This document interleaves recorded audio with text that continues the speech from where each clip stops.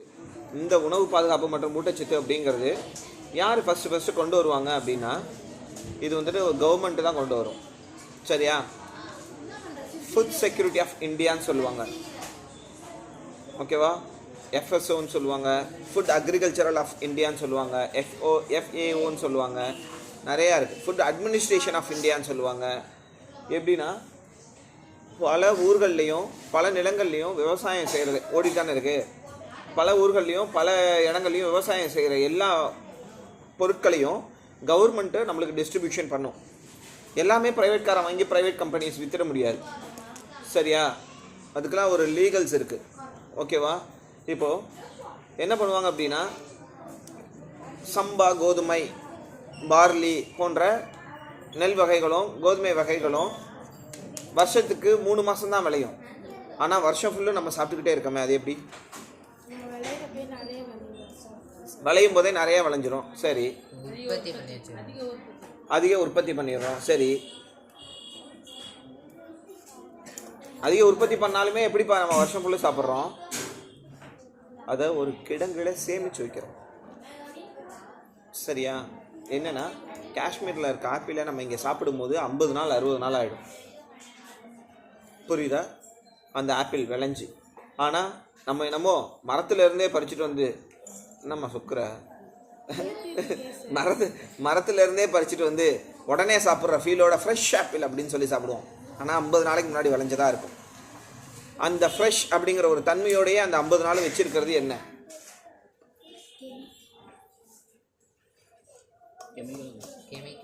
Chemical கிடையாது, கிடங்கு. அதை சேவ் பண்ணி வைக்கிறோம்ல, அதை செக்யூர்டு பண்ணி வைக்கிறோம்ல, காப்பாற்றி வைக்கிறோம்ல, அந்த கிடங்கு இருக்குல்ல, குடோன்னு சொல்லுவாங்க, கிடங்குன்னு சொல்லுவாங்க தமிழில். அது எல்லாத்தையுமே அவ்வளோ பாதுகாப்பு பெட்டகம்னு சொல்லுவாங்க, பாதுகாப்பு பெட்டகம்னு சொல்லுவாங்க. இவ்வளோ விஷயங்கள் இருக்குது. புரியுதா? இந்த மாதிரியான விஷயங்கள் எல்லாத்தையுமே என்ன பண்ணுவாங்க அப்படின்னா, கவர்மெண்ட்டு பாதுகாத்து நம்ம கைக்கு கொடுக்கும். இதுதான் உணவு பாதுகாப்பு மற்றும் ஊட்டச்சத்து. சரியா? ஆப்பிளில் விட்டமின் சி இருக்குமா, விட்டமின் டி இருக்குமா? Vitamin C. ஆரஞ்சில் என்ன இருக்கும்? சாத்துக்குடி, எலுமிச்சை, மாதுளை, டி. வாய்க்கு வந்ததை அடிச்சு விடு. முதல் அதெல்லாம் தெரிஞ்சுக்கணும். எந்த கீரைகளை சாப்பிட்டாலும் என்ன விட்டமின் கிடைக்கும்? கீரை வகைகளா? விட்டமின் ஏவா? விட்டமின் ஏவோட சயின்டிஃபிக் நேம் தெரியுமா?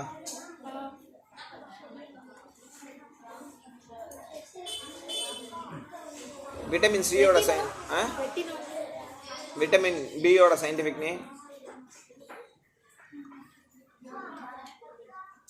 டயமின்.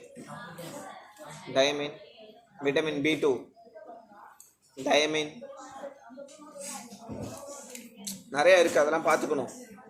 சரியா? விட்டமின் இக்கு என்ன சயின்டிஃபிக் நேம் இருக்குது, விட்டமின் டிக்கு என்ன சயின்டிஃபிக் நேம் இருக்குது, அது என்ன, அது இல்லைன்னா என்ன நோய் பாதிக்கும், அது இல்லைன்னா. சரியா? விட்டமின் டி உன் உடம்புல கம்மியாக இருக்குது,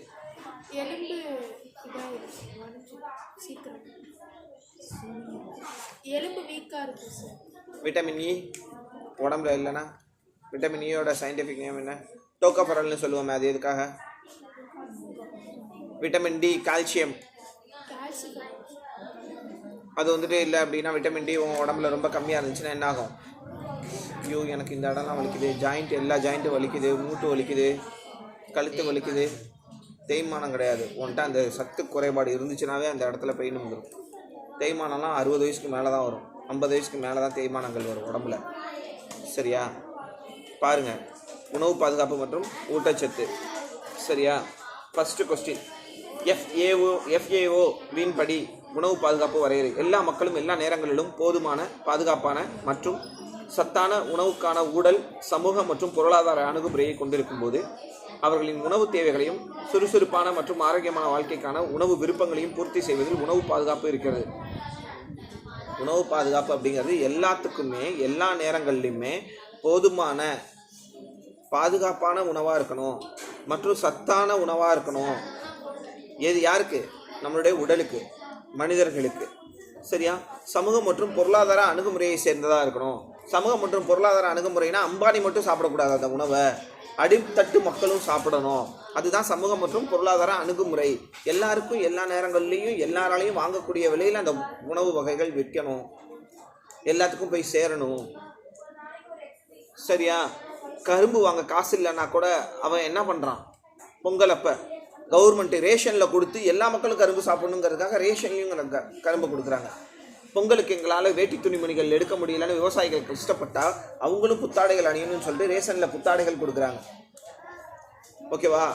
பொங்கல் எங்கள் வீட்டில் பொங்கி சாப்பிடவே முடியாது அப்படின்னு நினைக்கிற ஒரு குடும்பத்துக்கு கூட எல்லா மக்களும் பொங்கல் அன்னைக்கு பொங்கல் சாப்பிடணும், அதை பொங்கி சாப்பிடணுங்கிறதுக்காக கவர்மெண்ட்டு பொங்கலுக்கான உபகரணங்கள் எல்லாமே கொடுக்குறாங்க. அரிசி, பருப்பு, வெல்லம். அப்போ என்ன பண்ணணும், அம்பானிக்கு மட்டும்தான் பொங்கல் இல்லை, அடித்தட்டு மக்களுக்கும் பொங்கல். சரியா? மேல்தட்டில் இருக்கவங்களுக்கு மட்டும்தான், பணக்காரங்களுக்கு மட்டும்தான் பொங்கல் பண்டிகை கிடையாது.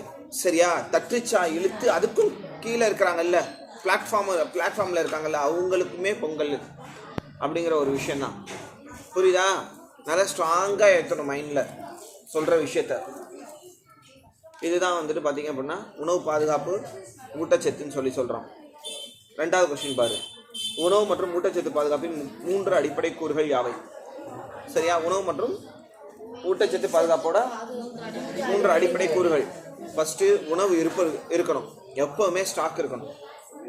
இல்லைன்னா என்ன ஆகிடும், நம்ம நாட்டில் பஞ்சம் வந்துடும். நம்ம நாட்டில் என்ன ஆகிடும், பஞ்சம் தலைவரிச்சு ஆட ஆரம்பிச்சிடும். அடுத்து அணுகல். அடுத்து என்ன, அணுகல். பாஸ் பண்ண ஒரு நிமிஷம். உணவு இருக்கணும், எப்போவுமே ஸ்டாக் இருக்கணும். ஸ்டாக் கம்மியாகிடுச்சு அப்படின்னா பஞ்சம் வந்துடும். எல்லாருமே என்ன ஆகிடுவாங்க, பசி பட்டினினால